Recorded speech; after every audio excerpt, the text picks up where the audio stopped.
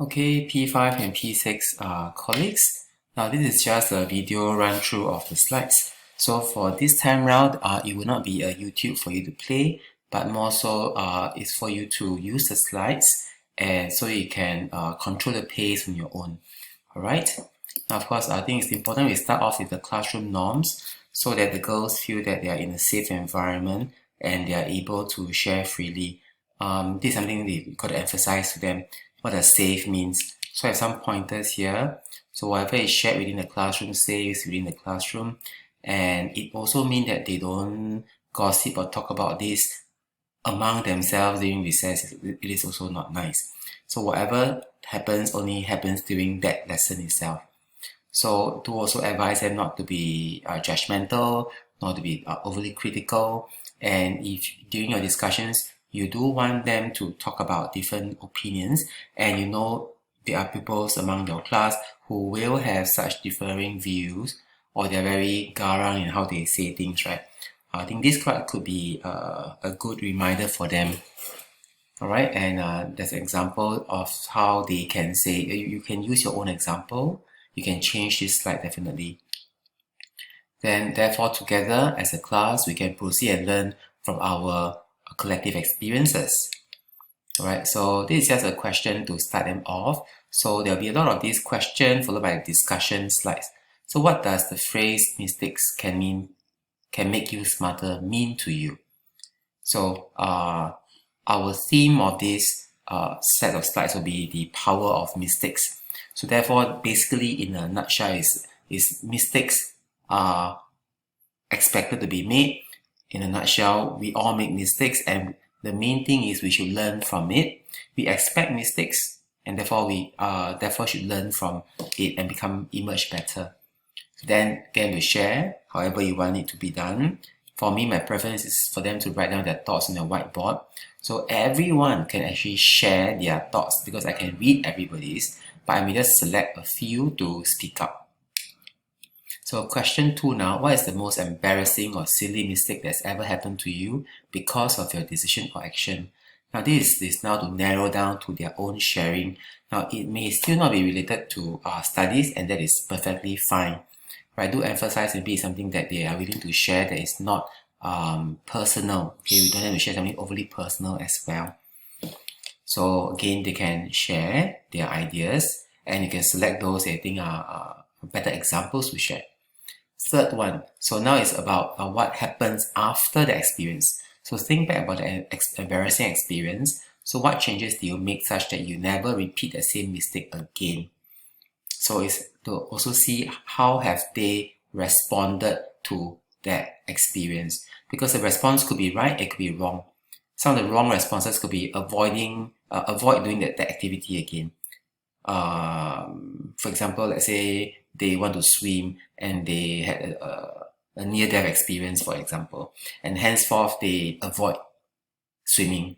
So maybe you got to talk about the plus and minuses of such a decision, because then there is avoidance, that is not exactly learning to cope with it or learning to move forward with that challenge, because that can easily become a lesson in our school when they encounter some difficulties in, let's say, doing a math question, and then they learn to avoid it, put the book aside, rather than just try to learn the best way to handle it. And they share, right? And then here is up to you whether you want to share your own experiences. I think it makes us more human to them. So I have one sharing here is basically about me. It's a real story, losing my laptop because I left it in the back of a taxi. And then what are the lessons I've learned, and what are the things I have now, what are my habits that have now changed, that I no longer will lose things in a taxi. For example, I always turn back, look at the back seat before I shut the door. So that's one of the things I picked up and learned. So what are some mistakes? Now we go on to, we narrow down further to schoolwork. What are some mistakes with regards to school and lessons that I could have made? And then what are the lessons that I've learned from these mistakes so I never repeat them again? Again, they can share this. So now comes to the key messaging, right? So mistakes are really powerful tools for learning, and nobody learns to cycle on the first try. Nobody learns anything well on the first try. It is okay to make mistakes. And then here you'll see a graph. This is I think a very useful thing because this is like a performance tip. So at the first, when they learn something new, they don't know anything about it, right? When they learn something new, they think they know a lot, but they just know a little bit. And I try to apply it, right? And then they don't seem to do it very well. They kind of think they know, but they don't really know it. So they don't really do very well, and then they experience failure. And this is a key point because if when they experience failure, a lot of negative emotions come. Do they give up or not? If they give up, then they will not go all the way up here to experience mastery. And this, of course, you can see from this line, this one takes a much longer time than the time to learn. So it's like some of our girls in class, right? They learn something today and tomorrow they forget. It actually takes a long time for them to really learn and gain mastery of a skill or a concept. They may so-called be able to regurgitate it today, but it doesn't mean they truly understand it. This is something I think useful for them. Then there'll be some reminder again, we make mistakes. We should not be surprised by failures. It's sufficient to embrace failures, to expect it, right? Of course, we don't purposely go and look for failures, but we should expect it to happen, especially when we learn new things. So now the next key point is, so yeah, I embrace failures. So what happens next? So here is, again, it's a different graph to show about performance. And we all want to reach the mastery level. Alright, if we do nothing, we'll stay at this status quo level. When we try something new, we may experience failure. And if we quit here, that's bad.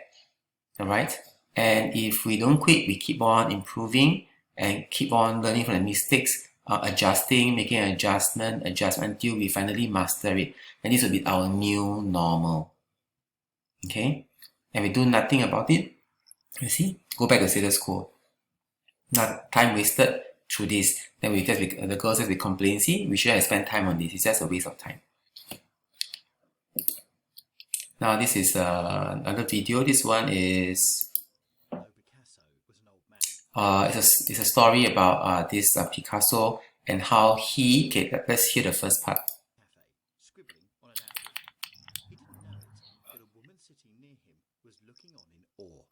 A couple of minutes later, Picasso finished his coffee, crumpled up the napkin, and was about to throw it away. But the woman stopped him and said, "Can I have that napkin? I'll pay you for it." "Sure," said Picasso. "That will be $20,000. The woman was stunned. "What? It only took you 2 minutes to draw that?" "No, ma'am," Picasso replied. "It took me over 60 years to draw this." So this again, this is about a 6 minutes long video. The main message that I got away from watching this is the path to mastery is a long path. It takes a long time to gain mastery of anything. So definitely the initial phases, there will be failures. We should expect that, but that should not stop us from trying. So in the Picasso example, over his lifetime, he created 50,000 pieces of art. 50,000. That is a lot. Okay, so therefore this message is something I want to bring to the students, that you got to keep trying and keep trying, all right, and learn from the mistakes. So this is just to reinforce that. The thing is that one more side point, it can be a side point or main point, is what do we do after failing and keep trying? Yes, but if we keep trying and we just repeat the same old thing that we've done before, we will just keep on failing again and again. So when we want to try again, before we try, we should ask somebody who know more than we do for help.